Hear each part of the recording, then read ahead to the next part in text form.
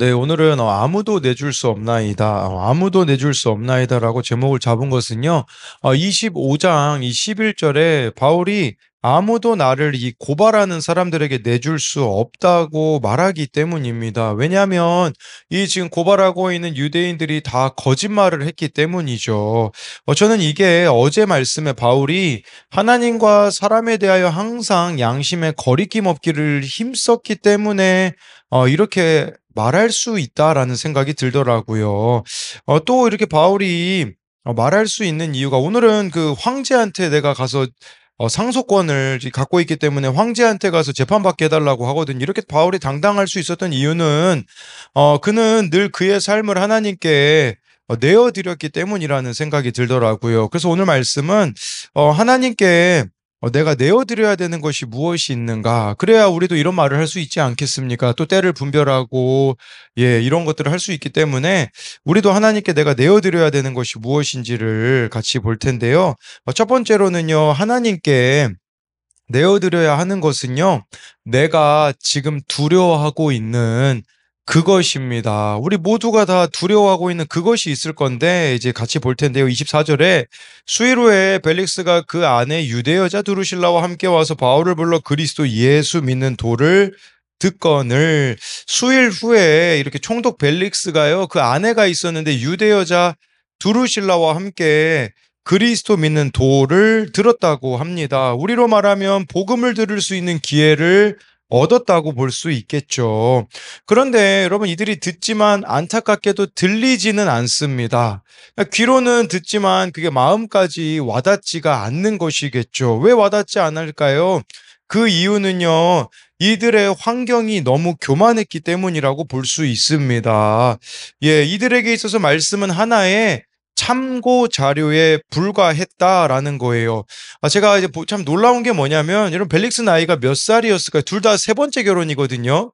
근데 벨릭스 나이가 60세였고요. 이 드루실라 나이가 18살이었다고 하더라고요. 그러니까 이 드루실라 18살밖에 안 됐는데 왜 세 번째 이렇게 결혼했을까? 이제 이런 생각들을 해보게 되는 거죠. 여기 유대 여자 드루실라라고 한다라는 것은요, 충분히 이 드루실라에게는 예수 믿는 도를 들을 수 있는 기회가 너무나 많았다라는 것이에요. 우리로 말하자면 말씀이 들려질 기회들이 너무 많았다라는 거겠죠. 이 사람을 좀 살펴보면요, 드루실라는요, 예수님이 이 땅에 인간의 몸을 입고 오셨을 때 예수님을 죽이려고 했던 그 헤롯 대왕이 있지 않습니까? 그 헤롯 대왕의 증손녀입니다. 또 사도 야고보를 처형한 아그리빠 1세의 막내딸입니다. 그리고 이제 25장에 등장할 아그리빠 2세의 여동생입니다. 대대로 예수님을 죽이려고 하던 가문이었다라고 볼 수 있어요. 근데 한편으로는 대대로 예수님을 믿을 수 있는 기회들이 얼마나 가깝게 그녀에게 있었는지를 보여주고 있는 것이죠. 그녀에게 지금 바로 앞에 사도 바울이 있습니다. 얼마나 복음을 듣기에는 좋은 기회였습니까? 이보다 더 좋은 기회는 없죠. 25절에 보면요, 바울이 의와 절제와 장차 오는 심판을 강론하니 벨릭스가 두려워하여 대답하되 지금은 가라, 내가 틈이 있으면 너를 부르리라 하고, 바울은요, 벨릭스와 드루실라가 들어야 하는 핵심 메시지를 전했습니다. 그것은 의와 절제와 장차 오는 심판이었다라는 거죠. 의라는 것은 하나님과의 바른 관계라는 것입니다. 예, 이렇게 하나님과 바른 관계를 맺게 되어지면 어떤 일이 벌어지냐? 절제가 이루어지는 겁니다. 이 절제라는 것은요, 내 삶에서 제거해야 되는 것을 가감히 제거해 버리는 것이겠죠. 그걸 제거함으로써 장차 오는 심판을 피할 수 있는 것이에요. 장차 오는 심판이 뭡니까? 천국이냐 지옥이냐라는 그 갈림길에 서게 되는 것이겠죠.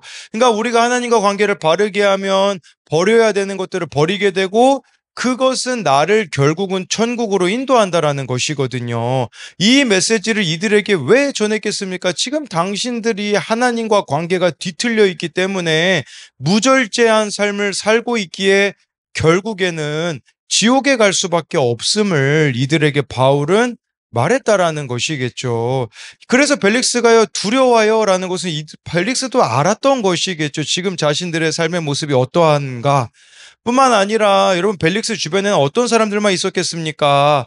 아부하는 사람들, 좋은 말하는 사람들, 다 이 벨릭스로부터 무언가를 얻으려는 사람들밖에 없었기 때문에 그 말들은 벨릭스를 찌르는 말을 하지는 못했을 것입니다. 근데 바울은 정말 이 벨릭스를 사랑했기에 그가 들어야 하는 그 메시지를 전해 주었다라고 볼 수가 있는 것입니다.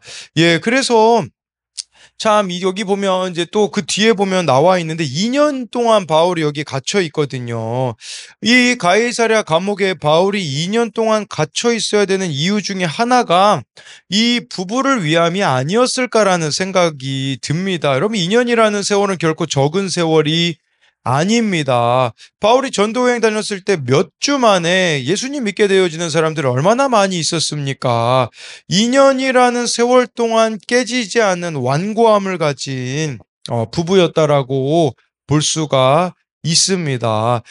27절을 보면요. 동시에 또 바울에게서 돈을 받을까 바라는 고로 더 자주 불러 같이 이야기하더라. 이태가 지난 후에 보르기오 베스도가 벨릭스의 소임을 이어받으니 벨릭스가 유대인의 마음을 얻고자 하여 바울을 구려하여 두니라.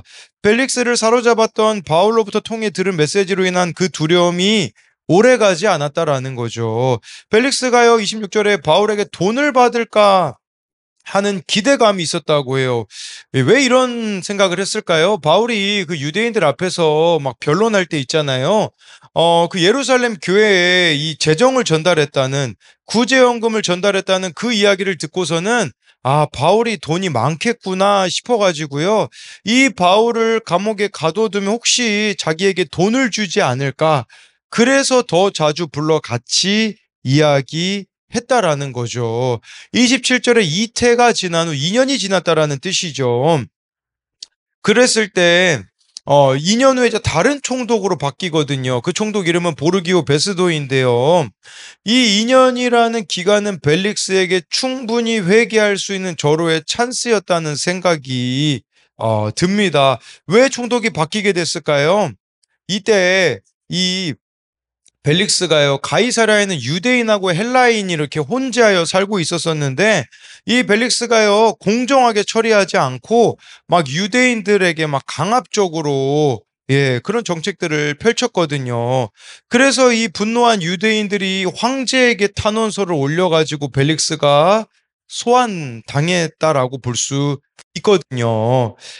그러니까 정말 그에게는 이 2년 동안 회개했다면 불명예스럽게 이렇게 퇴진하지 않았을 수 있었을 텐데, 그래서 그 이후에 제가 지난번에 설명드렸듯이 요세푸스 역사가의 기록에 의하면 벨릭스의 최후는요, 벨릭스와의 사이에서 낳은 아들 아그리빠와 함께 79년에 주후 79년 폼페이에서 베수비우스 화산 폭발로 이들은 사망하고 말았습니다. 결국은 그 하나님과의 관계가 뒤틀려 있었기 때문에 무절제한 삶이 그들을 이 땅에서도 멸망이었지만 죽고 나서 영원한 멸망으로 가게 되었다라는 것이에요. 저와 여러분들에게도 이 이태라는 2년이라는 회개의 기회가 있습니다. 근데 이 회개의 기회를 우리가 놓쳐버린다면 영원한 멸망에 이를 수밖에 없다라는 것을 기억해야 되는 것입니다. 그래서 이것에 대한 두 가지 적용 질문은요.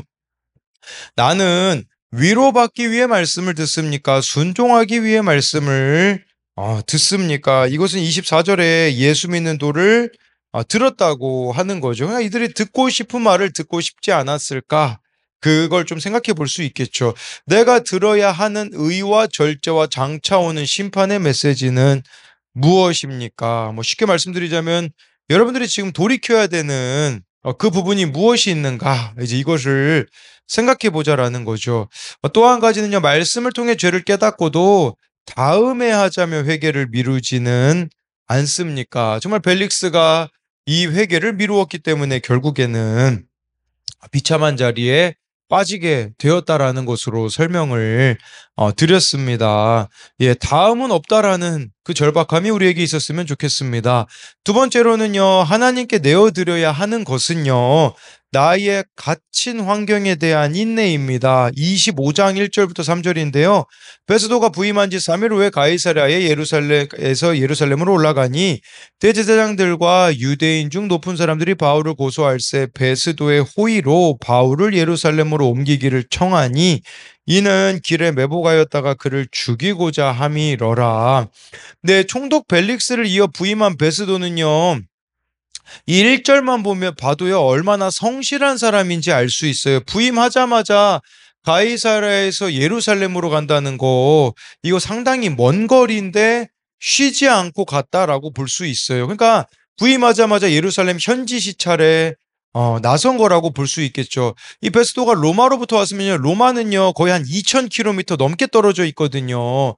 예, 거기서 가이사랴 왔죠. 가이사랴에서 예루살렘은 또 100km 정도가 되니까 그가 얼마나 부지런히 자신의 일을 감당하고 있는지를 보여주고 있어요.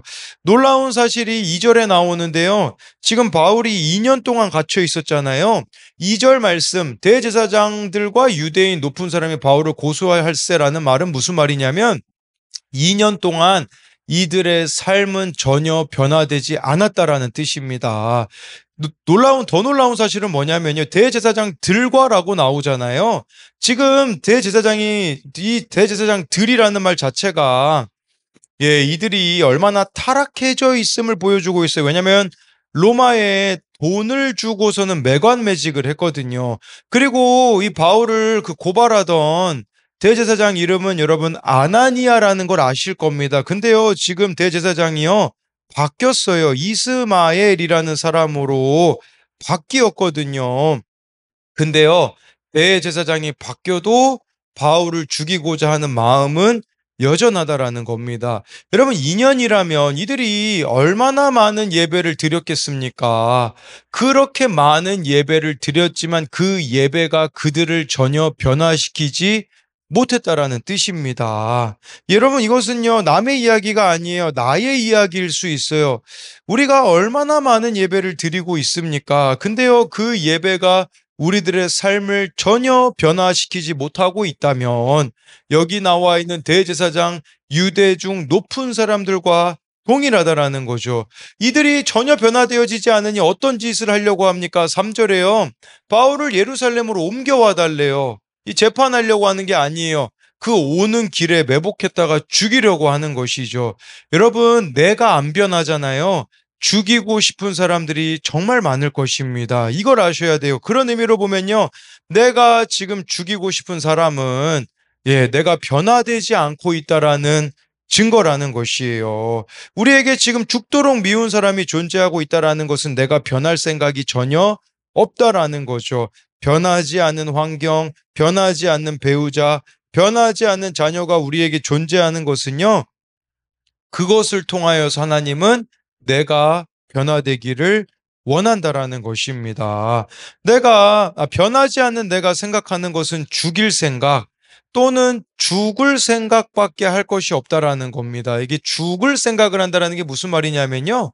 다른 사람을 죽이거나 뿐만 아니라 나를 죽이는 예, 그런 길로 갈 수밖에 없다라는 것을 말씀을 드리는 것이죠. 예, 10절부터 12절을 마지막으로 보면요. 바울이 이르되 내가 가이사의 재판 자리 앞에 섰으니 마땅히 거기서 신문을 받을 것이라 당신도 잘 아시는 바와 같이 내가 유대인들에게 불의를 행한 일이 없나이다. 만일 내가 불의를 행하여 무슨 죽을 죄를 지었으면 죽기를 사양하지 아니할 것이나 만일 이 사람들이 나를 고발하는 것이 다 사실이 아니면 아무도 나를 그들에게 내줄 수 없나이다.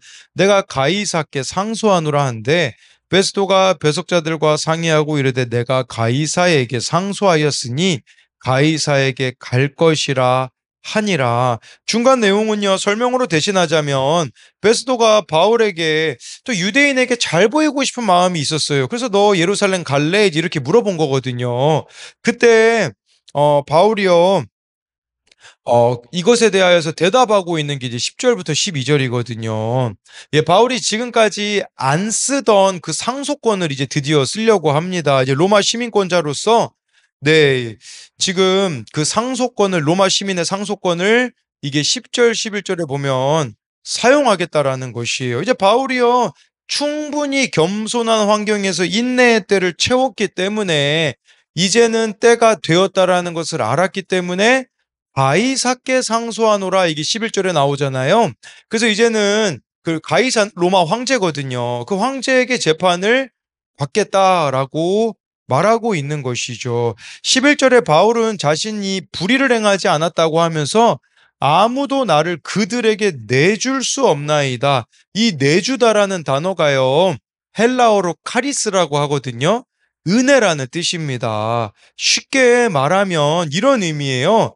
하나님께서 나를 내줄 수 없는 이 상황, 즉 내가 지금까지 잘 묶여 있었던 이 환경이 하나님의 은혜라는 것이에요.